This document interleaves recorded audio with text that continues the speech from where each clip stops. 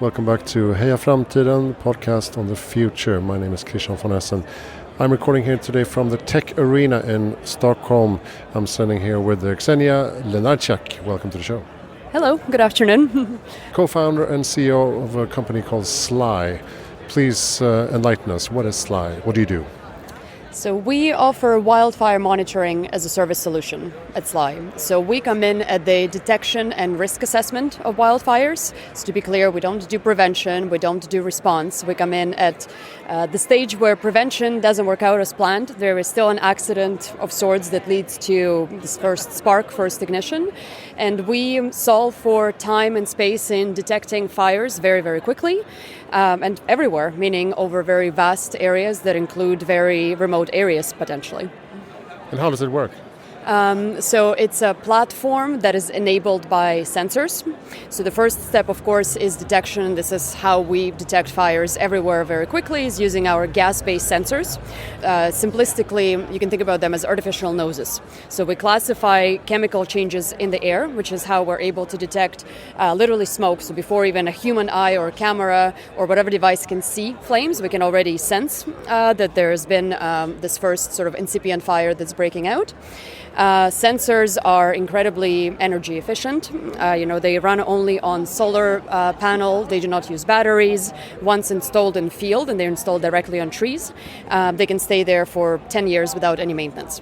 So that's the first part of the solution. And then, of course, we have our platform, the software component, which is how our clients and users get ignition alerts. But then again, we don't stop there because simply detecting fires doesn't necessarily make as much difference because the theory there is that not every single fire, not every ignition will necessarily spread. And using sort of big data and multi-factor AI models, we're able to predict with very high level of accuracy which ignitions are most likely to spread.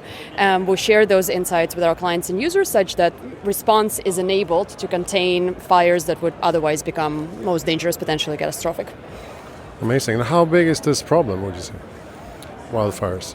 Well, it's huge, and I don't mean to laugh, but unfortunately it is growing in urgency. It's a relatively newer problem in a sense that, of course, fires have always been part of the natural cycle. It's healthy for forests, for nature to burn effectively periodically. Now what's a little bit different is because of climate change, there's this unfortunate reality of a negative feedback loop between climate change and wildfires. And what we mean by that is as climate is changing, of course we have hotter, drier seasons, which in turn result in more frequent, more powerful wildfires that in turn release CO2 emissions. And wildfires are one of the most significant CO2 emitters out there, more than all means of transport combined, actually. So all cars, airplanes, etc., together generate less CO2 emissions compared to wildfires. So point being is that with those additional CO2 gases going into the air, climate change is further exacerbated. So it's this sort of vicious cycle that, again, is not going to be very easy to break. To be clear, we're not claiming that it will take just Sly to solve the entirety of the problem. It will require an effort across public and private organizations. It will require different types of technologies sort of put together and deployed in field. And what we're doing is we're building a solution that is amazing, that is superior to other sort of providers of sensor-based detection technologies, and that's what we're bringing to the market now. You did a pitch on stage here now? I did, yeah. And what brings you to the Tech Arena in Stockholm? You're based in, Italy? Well, so we're a young company. We're less than a year old. So I'm a first-time founder. So I'm making my rounds, I guess, my due diligence on the conference environment in the technology world, in the startup world. This is my first time in Stockholm. I did attend, I guess, your competitor conference Slush in Helsinki in November, and it was an incredible event. So I figured I'd come here, check it out, and I guess thanks to the organizers, I was accepted to the pitch competition. That was the additional motivator to actually make the trip. Wow. And so who are your clients? Are there municipalities and governments or also private landowners? Very good question. So those two are two of the sort of verticals that we have already identified and we are selling into. Now, to be clear, sort of from government perspective, specifically, while those types of organizations or bodies, such as civil protection units, firefighters, whatever they're called in different regions, while they are users of our technology, we sell not directly to them, but to their service providers.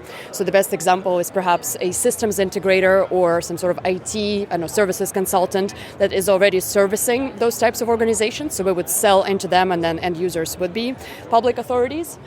Private landowners are also very interested in our solution, but to make it a scalable sort of endeavor from our perspective, we similarly sell into their service providers, where the best example is actually in Northern California. We're partnered with an organization that already has a couple hundred ranch and vineyard operators in Sonoma, Napa Valley, so sort of very highly valuable lands that are unfortunately a very high risk of fires. So we're partnered with that organization, so we sell into them and then they sort of distribute effectively our product. And then the third vertical, which is a bit of a longer sales cycle, but frankly probably represents the largest market opportunity for us, is electric utilities.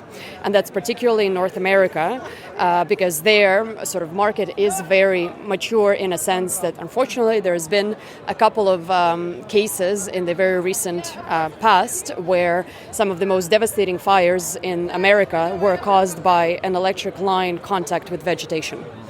So all of these utility providers these days are starting to deploy all sorts of technologies, both for prevention of fires, which again is the number one step that we, of course, ourselves advocate for.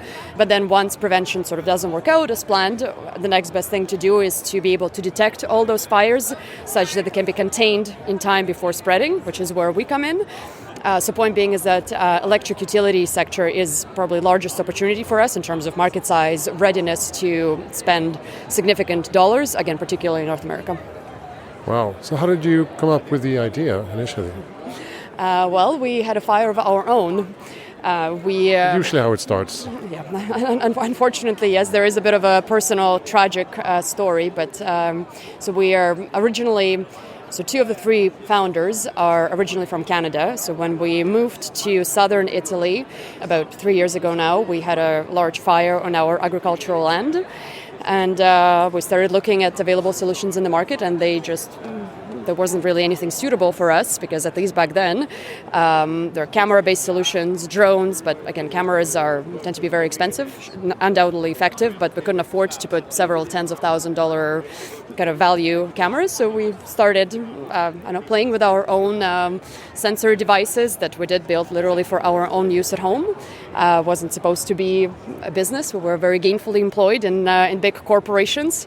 And then a couple of things, I guess, one thing led to another, how it usually is, and made a decision about a year ago to leave those jobs and dedicate ourselves full-time to making an impact. Amazing. I usually ask, what is your best tip for making the world a better place in the future? Best tip to making the world a better place. Okay, well, this has nothing to do with anything we just talked about, but I say make children. I have 3, and I always advocate, everybody, especially of, my generation, this generation, I don't even know what we're called anymore, is have children. They're amazing. Yeah, especially if you live in Sweden or Italy, where the birth rates are extremely low nowadays. Yeah, and it's hard. It is difficult, undoubtedly difficult for folks of our generation, for various sort of economic considerations and how society operates, but it's worth it. Yeah, I have 3 also. Right, and what's the website? Sly.eco, sly.eco. Our website sucks. It sucks, by the way, but it's going to be relaunched soon. Okay, so if you're a forest owner in Sweden, you can actually contact you and implement your system. Yeah, 100%. So we literally just finalized our commercial product design. We're starting to manufacture at larger scale in the next 2 weeks. We do have already sort of a lineup of additional pilots and proof of concept deployments. sort of for the next couple of months, but we're of course always looking for new deployment opportunities, particularly new geographies. We haven't done anything in the Nordics, and being here I learned that it is starting to be, unfortunately, again a bit of a problem here as well. So we're certainly happy to work with new potential clients. Wonderful. Thank you, Kseniya, so much for joining Heja Framtiden. Okay, excellent. Thank you for having me. Recording here live. Recording here from the Tech Arena in Stockholm. My name is Kseniya Lenarciak. Check out hejaframtiden.se for more information about the podcast and my other projects. Thank you so much for listening.